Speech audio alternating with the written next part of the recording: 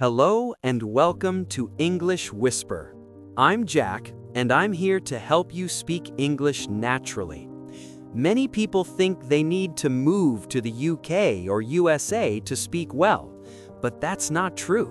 You just need small, smart steps. Let's start with my favorite trick, shadowing. It's like an echo. You listen to me and repeat exactly what I say at the same time. Don't translate, just copy the sound and rhythm. Let's try, I want to speak English fluently. Repeat it.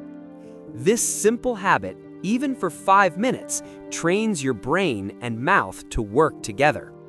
Tip number 1, listening and thinking. Tip number 1, listen every day, not just in class, but while you cook, clean, or walk. Make English your background music. Even if you understand only 50%, your ears are getting used to the real rhythm of English.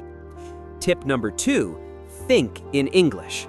Stop translating from your mother tongue. When you wake up, think, it's morning, I need coffee. When you're outside, the sky is blue. These tiny thoughts build a direct bridge to English in your brain. No delay, no confusion.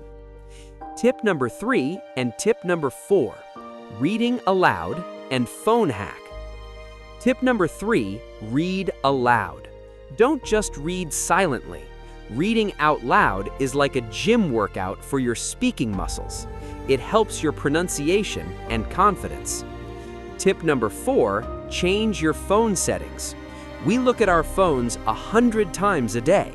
If your phone is in English, you will learn words like settings, update, and delete automatically. This is passive learning. It's easy and it works. Finally, record yourself. Talk to your phone for 1 minute every night about your day.